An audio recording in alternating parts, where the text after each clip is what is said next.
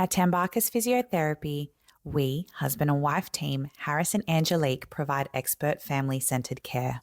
Whether you're recovering from injury, returning to exercise postpartum, or just wanting to build your strength and move with confidence, we're here to support you. Visit us at our Padstow clinic. We can't wait to see you.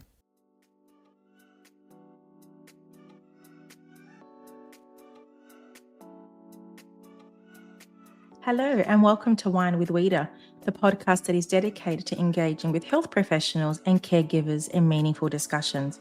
I'm your host, Rita Shamoon, or as my clients call me, Wita. I'm a pediatric speech pathologist and I am so excited to have you here. Each week, we deep dive into connecting you with caregivers and healthcare professionals, sharing their insights, stories, and key takeaways to help you with your child's diagnosis and your journey. Whether you are a parent, healthcare professional, a lifetime learner, or simply a wine enthusiast, you're in the right place.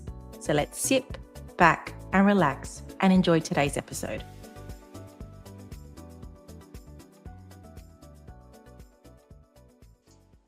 Hi everyone, welcome to Wine with Wita. We continue to have conversations about special needs children's advocacy and empowering parents to feel belonged, welcomed, and have a sense of community. And today I have a boxer. I've gone down a different path. I'm talking to a devoted father, a loving husband, and one of Australia's most recognised boxers. I have Youssef Dib on Wine with Wita today. Welcome, Youssef. Thank you for having me on, Rita, and I'm really looking forward to having a really good chat with you. I look forward to creating magical moments and to support many families too. Now, Youssef, I approached you last year to participate in the Fathers series because the more we empower dads to understand their purpose, but also understand their value for a child's intervention journey and diagnosis, it helps with the outcomes. And unfortunately, we crossed paths, we couldn't connect, but we're here now, which is amazing. Youssef, can you please tell the listeners about who you are and what brings you to Wine with Wita today?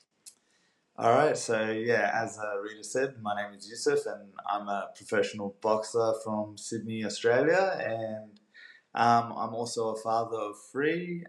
One of my children lives with cerebral palsy, and he's just the light of our life. And yeah, I feel like I'm so blessed to have a child who has taught me so much, and it's pretty funny when you're a parent you expect to teach your children, but I've actually learned so much from my son. And yeah, and I'm here with Rita on Wine with Wita to have an amazing conversation about how we can sort of spread a bit of awareness and give other people insight into what it's like to live with a child who has disability, and hopefully to connect with others who are doing the same. I love it. Thank you for sharing that. Now, to be more specific, you have three children, one girl and two boys. Yeah. Aaliyah is your eldest. Aaliyah Jibreel or Jibby is your second. And Mikhail is your third. He's just 8 months old, you said? 8 months old, and yeah, we're loving it, and yeah, it's an amazing Laughter feeling. and chaos. Yeah, definitely. Definitely. Quiet time now though. Yeah, but manic time. Now, I want to talk about Jibreel, your second child, Jibby, who has a diagnosis of cerebral palsy, and he was diagnosed at 8 months. Now, cerebral palsy is it's a disorder of movement and posture. So a part of the brain that controls movement is impaired, and it can range from mild to severe. Talk to me about Jibby's birthing, and we'll go into the diagnosis. I know I've read that he was born at 25 weeks gestation and was very tiny, Yeah. and only weighed 878 grams. 800. That's tiny. 838 actually. So 138. Wow. Yeah, so he was a very small child, and his birthing process. So it was just obviously a massive shock once the wife's water had broken, and I can't remember exactly where I was, but I was somewhere, and I remember receiving a phone call from my auntie, and she was like, "Hey, Nicole's just about to give birth. And I'm like, well, Auntie, what are you talking about? She's at 25 weeks right now. It's not even She's halfway. like, yeah, no, her water has broken. And if I think back, that day we were actually swimming, and I think it was the same day where somebody had accidentally kicked her in the stomach. And I remember, like, Nicole, my wife, had come to me and she's like, oh, somebody, I'm like, but how do you feel? Like, do you feel like we need to go to the hospital? She's like, no, like, I feel okay, but, it just freaked me out a little bit. And, so lo and behold, later that night, her water actually broke. So whether or not that kick had something to do with it, or God knows, but we ended up at the hospital, and I think they tried to like slow down the process of her going through labor and things like that. So they gave her some medicine that would slow that down, and it gave her an extra couple of days. But eventually, they had to get the baby out because they were worried about something. And as they took her down to the theatre to do it, she gave birth naturally, and that's it. And Jibreel was born into the world. So obviously with that, straight into the incubator, but there was a lot of things that we didn't understand at first, obviously, and the only little understanding that we had was that the fact that our daughter Aaliyah was also born premature, but she was only 7 weeks premature. So we we dealt with the NICU, and I think of it like God was trying to give us a short taste of what it's like in the NICU, because eventually we'd spend 4.5 months in the NICU with Jibreel.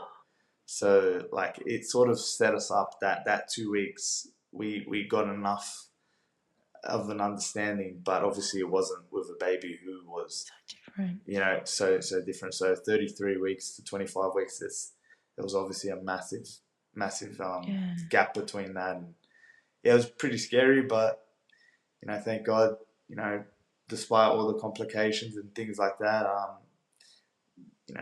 they say the worst of it was the fact that he has cerebral palsy, and I don't even look at it like that. I look at it like we are so blessed to have this child and to be able to look after this child, and truly believe that God sends them to people who can deal with having children who live with a disability, whether it's cerebral palsy, autism, or anything of those likes. So You've said the word blessing about 4 times in the last 5 minutes, and that just makes my heart burst, because all children are blessings, but special needs children are just extra blessings.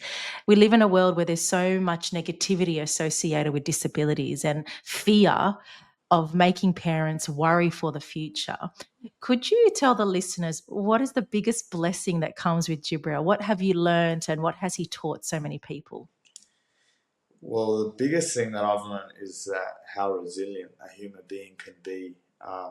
Even at such a young and fragile age, there was so many different things that he went through, and there's a whole long list of complications that he had from the moment that he was born until the moment that we were basically able to step out of the hospital, which was a whole 4.5 months later. And that's a long time to be basically, being at the hospital all day and then having to leave without your child. And you don't really know what effect that can have, not just on yourself, but on others around you. And we had Aaliyah at the time, and obviously there's another blessing as well, having a child who was only 1 year at that time, and that you have to keep it together because you've also got another child to look after.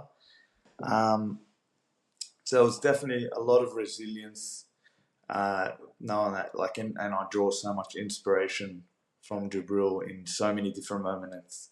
And it's funny that, I'm a boxer and I'm meant to be this real, tough guy, or somebody who's got that in bundles, but I was put to show by my son, who had just been born. And that's definitely one thing. And there's so much that you do learn from having a child who lives with a disability, and it's definitely patience as well, and yeah, it's a real special feeling. Yeah. The irony, he was born the fighter. You're the fighter, you're the Yeah, boxer, but yeah. he's the true fighter. Well, he fought for his life, which is more Yeah. than, and obviously stepping into the ring, you are, so to speak, fighting for your life as well. But like he literally had to fight for his life, and we're Yeah. just, yeah, it's emotional talking about it. But yeah, no, Yeah. it's a How big does that blessing. experience with Jibby inspire you when you're fighting in a game? Is that what you call it? Sorry, I Yeah, don't follow no. sports. Do you call it The game? boxing. You call it a Boxing. yeah. You can't call it either a boxing match or a fight. Boxing It's match. generally Okay, called a fight. fight. I'm getting Okay, ready for a thanks, fight or thanks, whatever. Youssef. Thanks for the Yeah, education.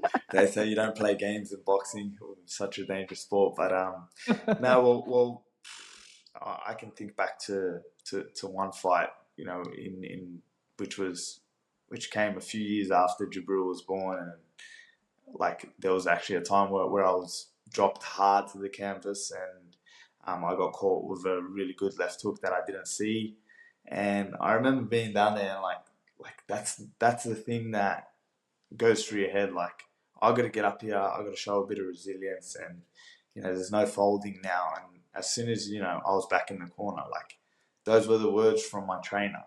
It was like think of Jibreel, because that you can draw any sort of Strength. inspiration that you can take, strength, inspiration that you can take at that time, is going to help in those situations. And there are definitely times at training where I have him in my head, and I think about like the things that he's proven he can do, despite us being told he would never do those things. Yeah. So it's like, don't ever put a boundary or a limit on what you can do and how you can do it. So yeah, That's they're probably the amazing. two big things. Does he watch you play? Oh, excuse me. Does he He, watch you he fight? he has watched me. You're doing well. He's I'm watched doing me well. Sorry, with the my boxing sports lingo. You're literacy killing is it. You're zero. killing it. No, you're killing it. Jabril has been to a number of my fights, and he's been into the ring like at different times, and yeah, like whether I've won, whether I've lost, and yeah, I really do like having my children there. It's definitely something that you can feed off.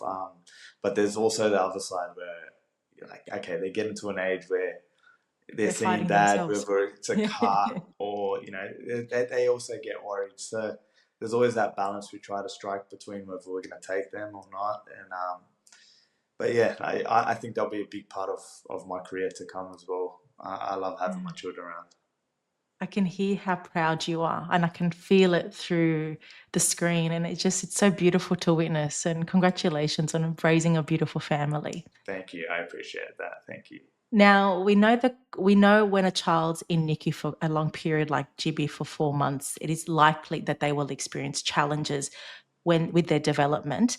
He was diagnosed with cerebral palsy at 8 months. What challenges did the pediatrician or the medical staff identify, or even yourself and your wife Nicole?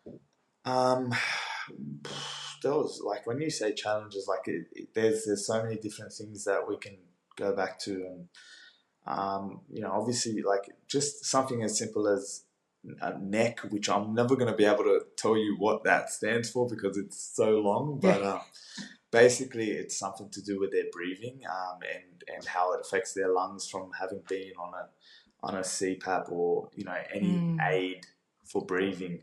Eventually it does take an effect on their lungs, and that was the case. There was problems with his kidneys. There was the fact that at one point, he even they told us that he had 4.5 hours to live at one point, and that was the most like I don't know soul crushing thing that you can hear as a parent. And obviously, it's unfortunate that so many do have to put up with them, and how they show strength at those times is inspirational too. But yeah, there were so many challenges leading up to that. The actual cerebral palsy diagnosis came so much after we had already left the hospital, and like just being Yeah. out of the hospital, having our boy home to us was a massive win and a massive bonus. And I remember them coming to us a number of times at a time where he was very sick, and they said that basically all his organs are starting to slow down, and basically gave us the option to pull the life support. And that was a question that was asked to us a number of times, and each time it was a resonant no. Like, as long as he's breathing, we believe that he deserves a chance. And that's like, to think about the fact that we could have said, let him rest. And after seeing all that he's been able to progress to, and all that he is capable of, and of the boy that he is, it literally sends like different feelings into everywhere in my head. So I can see why when I asked the question about the cerebral palsy diagnosis, that is so miniature, because you experience all this all backlash the other and things, challenges that he had in NICU, that just having a CP diagnosis that's okay. We've seen the worst outcomes for him. Well, I guess even when they did diagnose him with cerebral palsy, and I can speak for myself, where we didn't completely understand, like, okay, what is that going to mean for him? And I remember one of the initial sort of meetings that we had with at the pediatrician, who is a brilliant man and has helped us so much, even beyond. Like, he still helps us till this day, and Jibreel's 5 years old. So we have a really cool bond with him. But I remember when he was explaining to us that, Jibreel may not ever be able to walk properly without a limp, or he's going to be a little bit slow at school. And we didn't quite understand what challenges we were going to face at that time, but we were just happy with the fact that he was there, and we've got him in our arms. And this boy who they told us wasn't going to live is actually here still. So sorry, I sidetracked a little bit, but No. I think what a beautiful message of adversity and resilience and faith. I feel that was one of the biggest drives that kept going through with that. that was definitely something that we fall back on at all those times. And I remember when we had that conversation with the doctor, who told us it was 4.5 hours, for him to live. They believed. And I remember speaking to my dad, and my dad asked me, he said, is he still breathing? And I said, yes. And he said, you just leave it with God, because you don't pull no plug, and whatever God wills is going to be, and just put your faith and trust. And that's what I did. I remember putting my head down in prayer and asking of God, and everything that I had asked. And, I still do put my head on the floor and ask God to help him and to aid him. And he does different things every day, Rita, that, like, with my daughter Aaliyah, who's a year and 18 days older than him, she'll do things, and it's like, it's just a natural process of a child growing up. But when he does things, it really hits you in the feels, because you don't take them for granted the same way that you would with your child who doesn't live with cerebral palsy. So every moment with Jibreel is a massive win with the things that he does and surprises us with. So such a special feeling. Yeah. It's like you have to celebrate every success or every milestone with a child with special needs, because, as you said earlier, health professionals, or you were told he possibly cannot walk, or he possibly cannot talk, but now next minute he's arguing with his sister, having a fight verbally. It's like, well, you defeated what they said, because he has shown he can. And which I think is such a beautiful message for any parent going through the initial diagnosis stage, and they're bombarded with all this, he cannot, your child can't, he can't do that. But why not try to see if they can? Well, and I think that's a real important thing when it comes to early intervention, and it's something that I'm so grateful all the time to my wife for her efforts at that time. And I remember with the initial diagnosis, for me, it was more of a, hey, they've said that, at one point, like, why should we listen to them? Like that actually became my mindset, because Really? I had heard so much else Yeah. about what Jibreel was going to happen with Jibreel and how sick he was and things like that. So when it came to his cerebral palsy diagnosis, it was more like, okay, but they're going to be wrong about this too. Yeah. So I think for me, I had a lot of denial when it came to that diagnosis, and it's obviously not something I'm very proud of, but I did sort of not give my wife as much support as she needed at that time, or as much as Jibreel had needed. It was like, I guess I was a loving dad and a present dad, but I was denying the fact that he had cerebral palsy, and I basically played no role in the early stages of him going to therapy and things like that. And we were just very lucky to be aligned with the Cerebral Palsy Alliance, who basically guided my wife through it all, because, like I said, at that time I was like, I didn't really want her to speak it into my existence at that time. And it took a little bit, but that didn't last. That didn't last as long as. Before we dive back in, I want to take a moment to thank today's sponsor, Timbarkus Physiotherapy.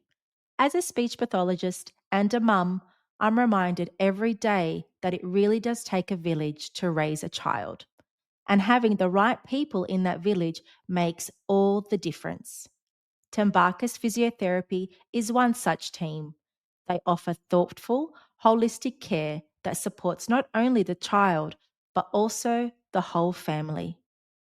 Whether it's helping little bodies move more freely or supporting parents through recovery and beyond, they understand that real progress happens when the whole support network is considered.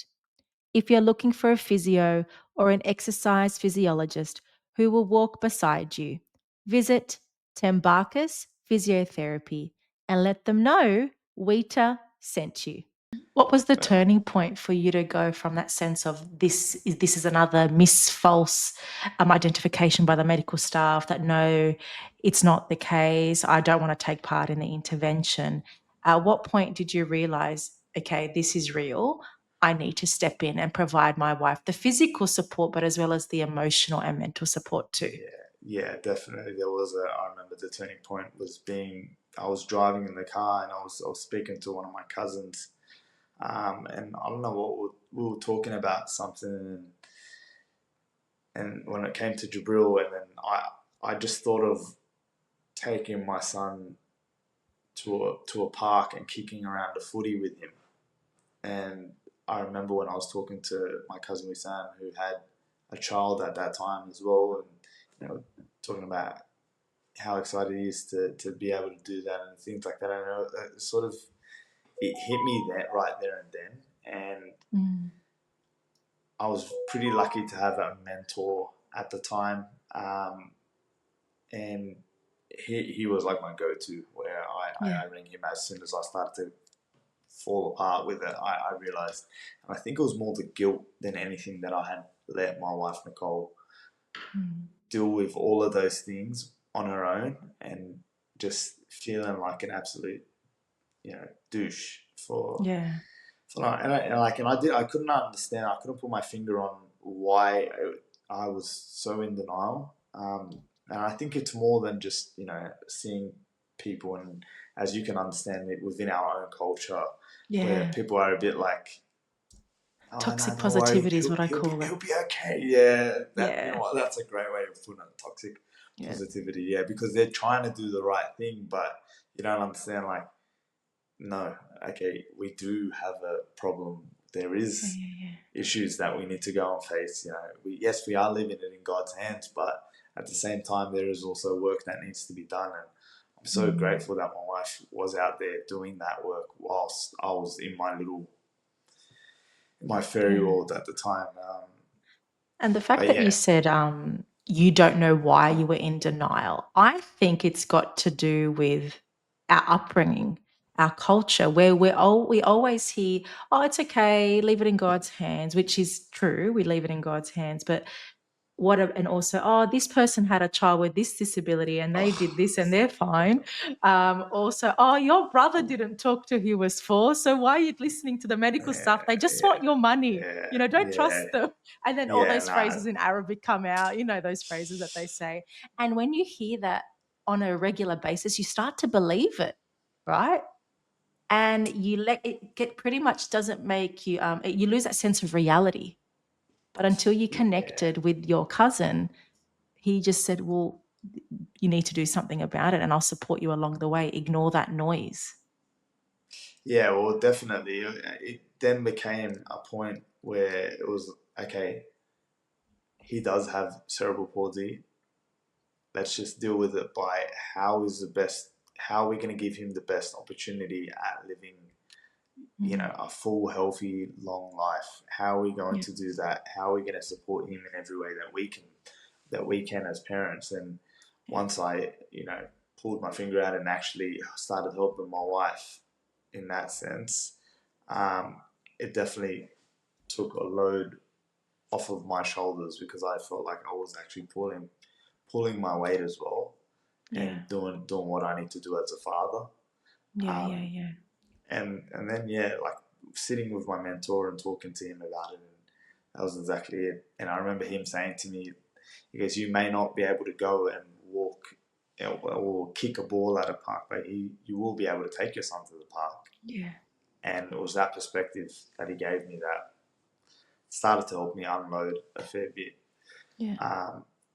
And yeah, look, I think most people would probably go through similar things, especially as men. We tend to, put things in the rear of our minds when it comes to those sorts of things. But I think it is important to also keep in touch with reality. And if people need that support around you, you need to give it to them. That's definitely something I've learned. I think it also comes back down to, sorry to interrupt you, but I think it also comes to the idea of the role of the dad in the family unit. And I feel traditionally it's all the breadwinner.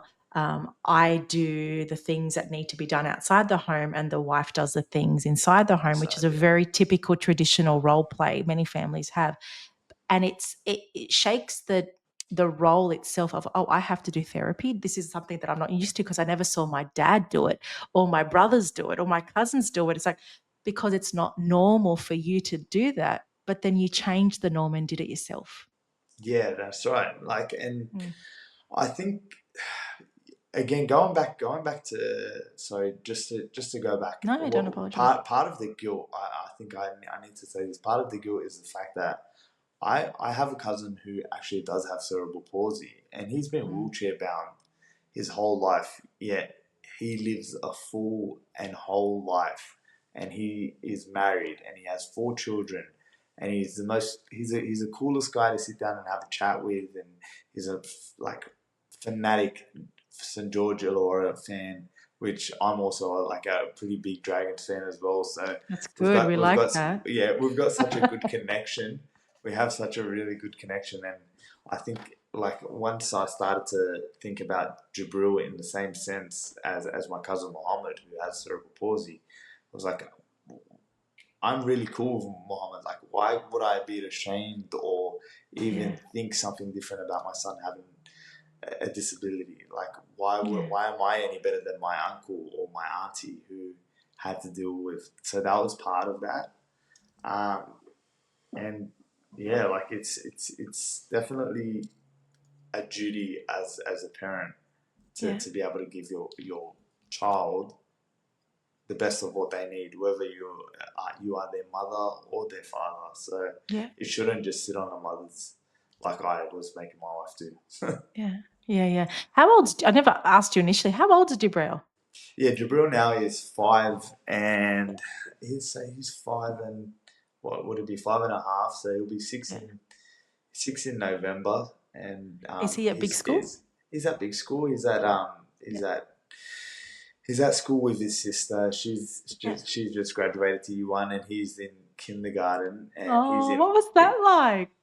It's Seeing him amazing. go to kindergarten for the first time, like that would have been remarkable. And a It mainstream definitely school, I'm was. assuming. It definitely was, because we were like pretty set on never sending Jibreel to childcare or anything Yeah. like that. There was just too many things that obviously he had dealt with, and Yeah.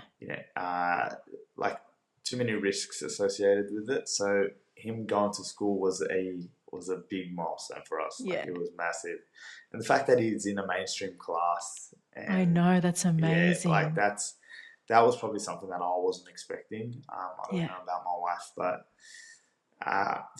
me generally, I felt like he was going to need that extra support and things like Yeah. that. But yeah, I was just saying to my wife the other day, when I helped him do his homework, and the way that he was writing, which is something that he's obviously been working very hard on with his occupational therapist, and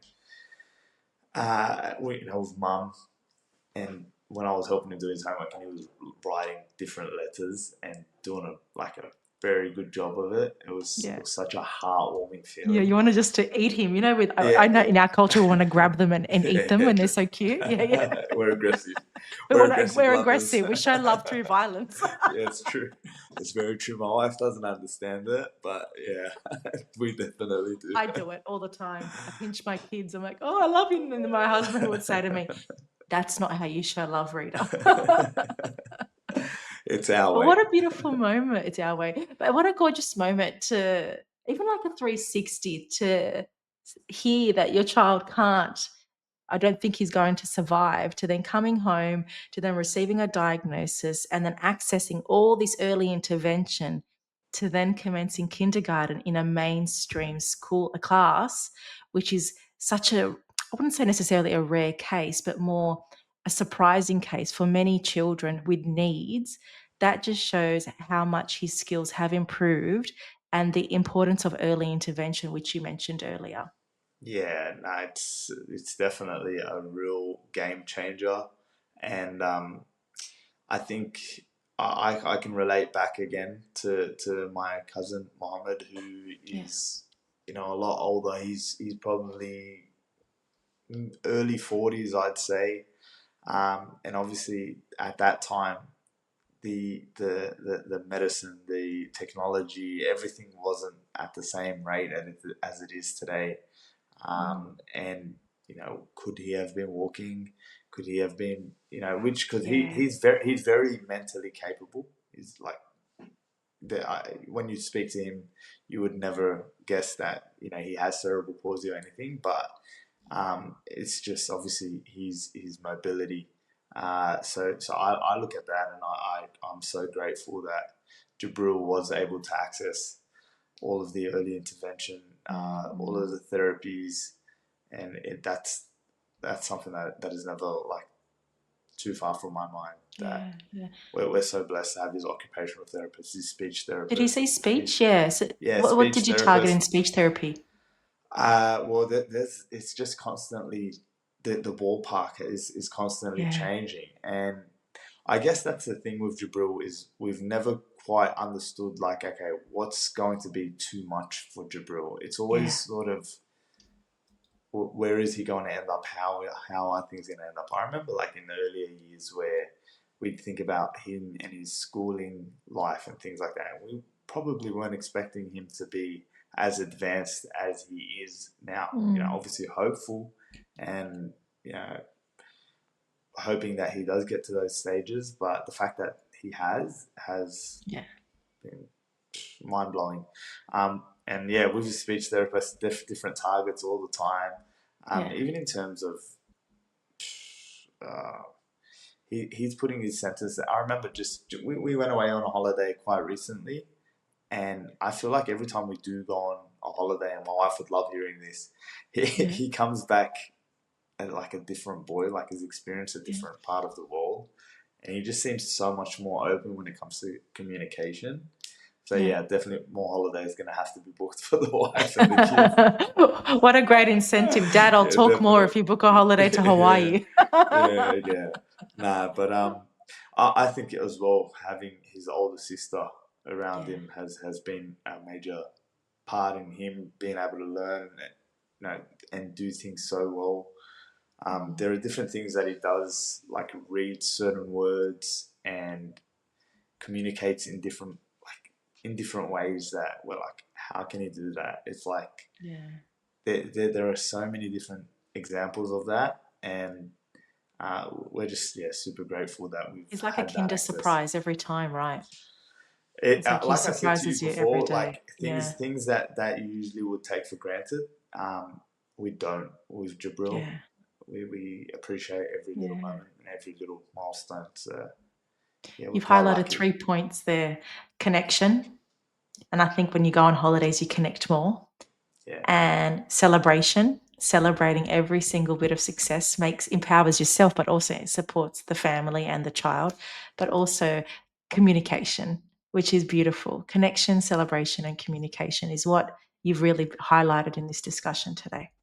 yeah. Thank you. No, Yeah, it's beautiful. it's a very special feeling, and Mm. definitely something that you know that there's so much support there, but once you actually start to explore that support and really delve deep into it, Mm. it's actually shocking how much things that you do have access to. We're so lucky to live in a country like Australia, especially, With where NDIS and everything. Yeah. oh man, like it's an absolute, it's a no brainer when it comes to living in a country like Australia. Like Mm. compared to, I've had thoughts in the past of moving overseas, to further my boxing career and things like that. But when it comes back down to, the accessibility to support that we have here compared to other countries, there's there's no more discussion to be had about it. Yeah. So yeah, we're pretty It's a blessed to live in this non-negotiable. country. Yeah. Yeah, definitely. Yeah. Youssef, thank you so much for your vulnerability today and just being so open about how positive the experience has been for you, despite how challenging it was in Jibreel's early stages of life. What advice could you give any dad going through the diagnosis of their child, especially when they experience a bit of denial and they don't believe what doctors are telling them? One bit of advice I could give is probably just take your own time, and Mm. as daunting as it may seem, it's not as bad as it's all made out to be. There's so much, and I keep saying this word, but there's so many blessings that comes with it, Yeah. and just take your time to really understand what the doctors are telling you. And yeah, like you can ask around. There's so much support out there. If people want to reach out to me from my social medias or whatever it is, I'm happy to help in that sense as well. And it's definitely an impact that I would like to think that I can make in Yeah. this world, and it's something that I hope to do in the future as well. So good on you, Rita, for what you're Oh, doing as you're well. welcome. No, Yeah. thank you for sharing your story. And it's so empowering to know that just by having a conversation, Yusuf, um, talking about disability, your children can help so many families. And even just the podcast itself over the last year has touched over 5,000 ears. And to think that by having a chat, being honest, can empower so many. So thank you for sharing your story. I feel very honored. No, thank you. I appreciate you. So before we finish up, Yusuf, I ask all my guests, Yusuf, if you were to be a better version of yourself tomorrow, what word would you tell yourself today? Oh, that's a good one. I don't tell Well, people this question. you could have let me prepare for that one. I'm sorry. Ooh. I love it because when you put someone on the spot with that, the first word that comes to your mind is the true word rather than something that you've made up to sound pretty. Yeah, no, the first word that I really thought of was probably strive when you said Oh, that. that's the So first yeah, time. Why strive? that was probably the first thing, because yeah, there's definitely ways to improve each day. So something that I need to do as an athlete, and I think I can relate that to a lot of things that go on in my life. Yeah, that's wonderful. Thank you for sharing that. Now, as Youssef said, feel free to contact him on Instagram. I'll put all his details on the show notes.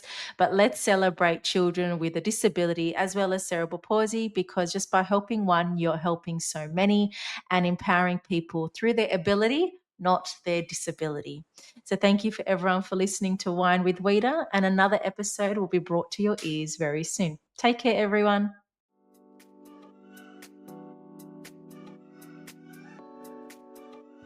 Thank you for tuning into another episode of Wine with Wita. I hope you found some new inspiration, learnt something new, or gained a fresh perspective. If you enjoyed this episode, I'd be so grateful if you please leave a 5-star review, as it really helps the show get in the ears of new listeners, plus it takes 5 seconds. If you're keen for more strategies and insights, then head over to Instagram and follow RS Speech Pathology.